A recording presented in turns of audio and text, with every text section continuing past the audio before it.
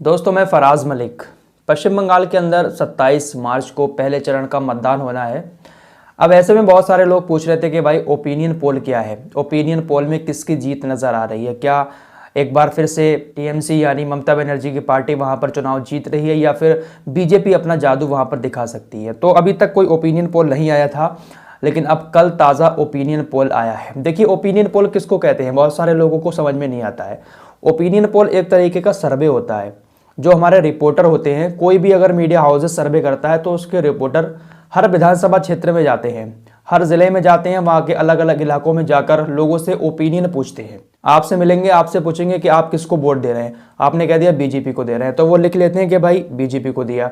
तो कुछ हजार लोगों से वो मिलते हैं, हर इलाके में अलग अलग जाकर उनके ओपिनियन जानने की कोशिश करते हैं कि आप किसको वोट दे रहे हैं। वही वो अपने पास नोट कर लेते हैं। उसी के आधार पर ये लोग ओपिनियन पोल निकाल देते हैं कि ओपिनियन पोल में इस पार्टी को ज्यादा वोट मिले हैं, इस पार्टी की ज्यादा सीटें आ रही है, तो इसको कहते हैं ओपिनियन पोल।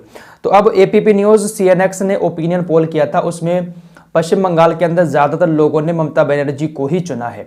देखिए, ओपिनियन पोल के आधार पर हम नहीं कह सकते कि कोई भी पार्टी वहां पर सरकार बना लेगी, क्योंकि कभी कभी ऐसा होता है कि ओपिनियन पोल, जैसे बिहार के अंदर हुआ था, तेजस्वी यादव के खाते में ओपिनियन पोल में भी बहुत सारी सीटें जा रही थी। चुनाव के बाद जो एग्जिट पोल करते हैं उसमें भी तेजस्वी यादव को बहुत सारी सीटें मिल रही थी, बहुमत के साथ वो सरकार बना रहे थे, लेकिन रिजल्ट आपके सामने है कि वो वहां पर हार गए।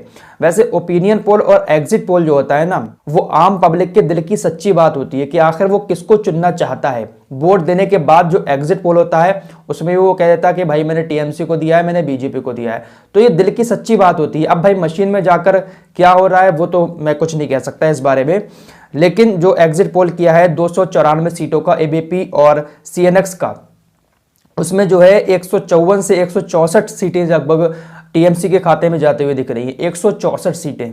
हालांकि टीएमसी को यहां पर थोड़ा नुकसान तो जरूर हो रहा है, क्योंकि पिछली बार 211 सीटें इनके कब्जे में आई थी। इस बार 165 सीटों तक ओपिनियन पोल दिखा रहा है और बीजेपी के खाते में तकरीबन 100-102 सीटें जाती हुई नजर आ रही है। तो इसको देखते हुए तो यही लग रहा है कि वहां पर टीएमसी एक बार फिर से अपनी सरकार बनाने जा रही है। 211 सीटें पिछली बार थी, नुकसान हो रहा है, लेकिन बहुमत के साथ वहां पर टीएमसी सरकार बना रही है ओपिनियन पोल में। बीजेपी को थोड़ी ज्यादा सीटें मिल रही है, लेकिन वो सरकार नहीं बना पा रहे हैं। टाइम्स नाउ सी वोटर ने सर्वे किया था, उसका भी यही सर्वे है कि वहां पर 160 से 165 सीटें टीएमसी के खाते में जाती हुई नजर आ रही है। 294 कुल सीटें हैं, ये याद रखने वाली बात है। 294 में से 164-65 सीटें टीएमसी को जा रही हैं। 100 सीटों पर लगभग सिमट रही है बीजेपी। लेकिन भाई देखते हैं क्या होता है। बड़ा अंतर है वैसे 65-70 सीटों का। अब ऐसे में अगर ओपिनियन पोल के तहत नतीजे नहीं आते तो एक बहुत बड़ा उलटफेर देखने को मिलेगा पश्चिम बंगाल के अंदर भी।